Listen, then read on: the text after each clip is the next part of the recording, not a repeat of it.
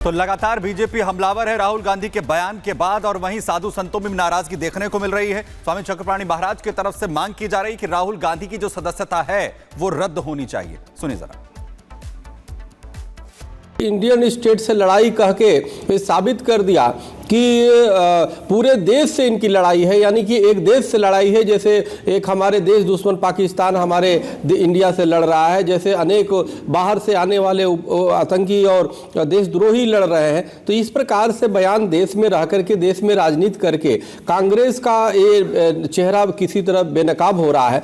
दो बातें हैं, या तो उन्होंने अनजाने में कहा, तो अनजाने में कहा तो भी निश्चित रूप से मानसिक रूप से राहुल गांधी जी विक्षिप्त है, जिसके वजह से यहां भी बोलते हैं और विदेशों में भी जाके भारत का अपमान करते हैं। दूसरी, अगर इन्होंने जानबूझ के किया तो ये भी कहीं ना कहीं बहुत बड़ा अपराध है, राष्ट्रद्रोह की संज्ञा में आता है, ये कहीं ना कहीं देशद्रोह की संज्ञा में आता है। मेरा निवेदन है कि निर्वाचन आयोग तो तत्काल इनको चुनाव लड़ने से रोके, कांग्रेस पार्टी को उनकी मान्यता रद्द करे।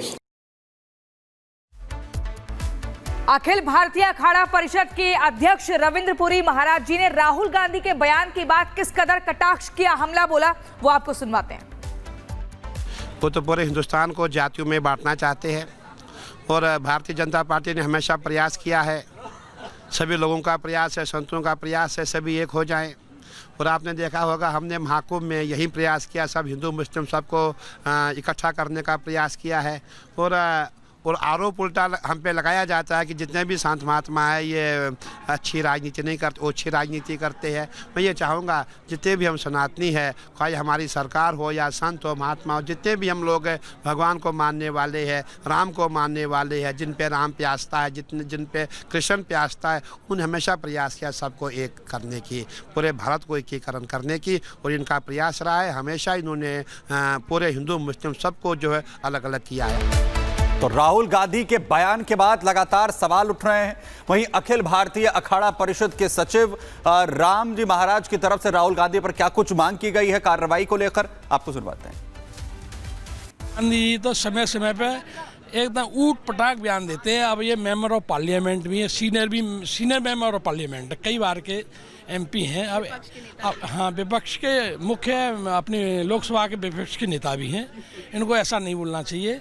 और अब इनसे ये पूछिए राहुल गांधी जी, हम जो भारत उससे लड़ रहे हैं, ये शब्द अभी आपने बोला, तो ये क्या मतलब गैर भारतीय हैं क्या?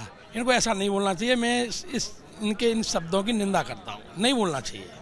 थोड़ा राहुल जी को अब मैच्योर हो जाना चाहिए। अपने भारत के सबसे बड़ा लोकतंत्र के विपक्ष के नेता हैं, इसलिए इनको जो है ना सोच समझ के बोलना चाहिए। और चलिए इसी खबर के बाद सीधा रुक करते हैं प्रयागराज, जहां पर प्रगति और मीनाक्षी हमारे साथ बनी हुई हमारी दो सहयोगी। सीधा प्रगति के पास चलते हैं, जिनके आसपास कुछ साधु संत और लोग भी हमें दिख रहे हैं। प्रगति, इन लोगों से पूछिए क्या राहुल गांधी की जो सोच है वो अर्बन नक्सलियों जैसी लग रही है, क्योंकि वो कह रहे हैं हर संस्था पर बीजेपी आरएसएस का कब्जा है, इंडियन स्टेट से हमारी लड़ाई है। ये बहुत ही बेतुका बयान है, और ऐसा बयान है जिस पर सियासी घमासान शुरू हो गया है।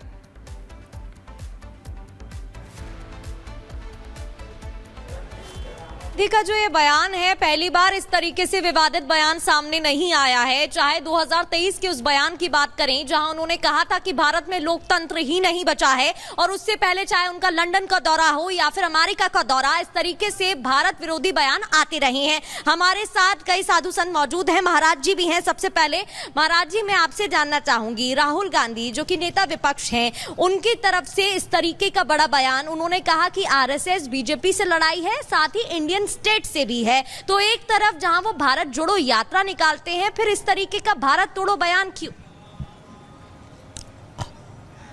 मेरा नाम राम गोपाल दास है। दास जो है पूज्य चरण श्री स्वामी नृत्य गोपाल दास जी महाराज, जो श्री राम जन्मभूमि तीर्थ क्षेत्र ट्रस्ट के अध्यक्ष हैं, श्री कृष्ण जन्मभूमि के अध्यक्ष हैं, उनका दास शिष्य है।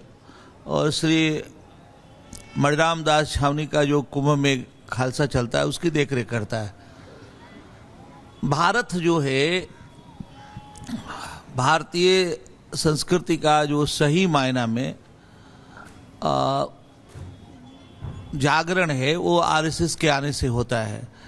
हम लोग रामानंदी है, श्री राम जी को अपना इष्ट मानता है। राम का जो लिटरल मीनिंग है वो दशरथ नंदन है। राम का जो फिजिकल मीनिंग है वो राष्ट्र है, और राम का जो स्पिरिचुअल मीनिंग है वो आत्मा है। आदिदैविक अर्थ राम का दशरथ नंदन है, आदि भौतिक अर्थ राष्ट्र है, और आध्यात्मिक अर्थ आत्मा है।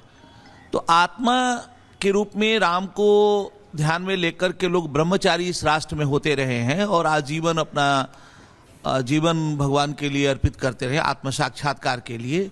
और दशरथ नंदन के लिए भी ब्रह्मचारी अयोध्या वाले होते रहे हैं। लेकिन राष्ट्र ही राम है, इस कंसेप्ट को लेकर के ब्रह्मचारी अभी तक नहीं हुआ। आरएसएस के आने के बाद राष्ट्र राम है इस रूप में साधना की गई, और उसके लिए ब्रह्मचारियों को पैदा किया, ब्रह्मचारी तय हुए। राष्ट्र ब्रह्म है, राष्ट्र परमात्मा है, इस कंसेप्ट को लेकर के हम आगे बढ़े, और हम उसके लिए पूरे जीवन भर ब्रह्मचारी होकर के राष्ट्र सेवा में लगे रहे। तो श्री राम का ध्यान करना रिलीजियस सेंस से तो है, साथ साथ सिविक सेंस के थ्रू भी राष्ट्र के रूप में राम को देखना, वहीं आत्मा रूप में राम को देखना स्पिरिचुअल सेंस से है। तो जो सबसे राष्ट्रीय स्वयंसेवक संघ का जो सबसे बड़ा योगदान है वो राष्ट्र और राम को पर्याय बना करके देखने में है। बिल्कुल बिल्कुल, और भी लोग हैं, उनसे भी बात कर लेते हैं। ये जो बयान आया है इस पर क्या कहेंगे आप? ये देखो, जब जब हो धर्म की हानि तब तब बाढ़े असुर अधम वाहनी, तब तब प्रभु मनुष्य शरीरा हरहि नाथ सज्जन भव पीरा। ये जो बयान आया हुआ है, बयान बहुत गलत है, देश के विरुद्ध है, इसलिए इसका हम बहुत पुरजोर जो है घोर निंदा करते हैं। और तो आप देख सकते हैं नाराजगी है बयान के प्रति। एक बार फिर से स्टूडियो का रुख कर लेते हैं। नाराजगी जो है वो साधु संतों में है। लगातार जो बयान सामने आया, मीनाक्षी भी हमारे साथ यहाँ पर प्रयागराज से लगातार तस्वीरें दिखा रही हैं। मीनाक्षी, साधु संत साफ तौर पर यह कह रहे हैं कि जो आरएसएस को लेकर, बीजेपी को लेकर बयान दे रहे हैं, उसके अंदर राष्ट्र विरोधी बयान राहुल गांधी दे रहे हैं। वो कह रहे हैं कि जो स्टेट्स हैं उनके खिलाफ जो है अब लड़ाई शुरू हो चुकी है। बिल्कुल, ऐसे में साधु संत खुद ही सवाल कर रहे हैं कि क्या राहुल गांधी अपने आप को भारतीय नहीं मानते हैं। हमारे साथ निरंजनी अखाड़े के महामंडलेश्वर हैं, उनसे हम बात करेंगे, प्रेमानंद जी महाराज से। राहुल गांधी कह रहे हैं कि अब लड़ाई बीजेपी और आरएसएस के साथ साथ इंडियन स्टेट से भी है।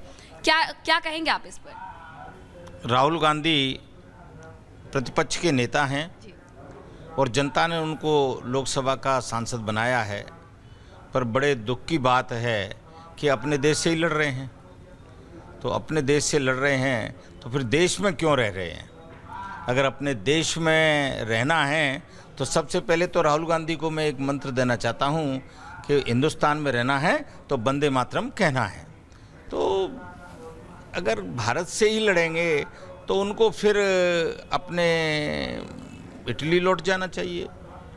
क्या ज़रूरत है उनके ज्ञान की भारत में? और धन्य है कांग्रेस जिन्होंने उनको नेता प्रतिपक्ष बनाया हुआ है।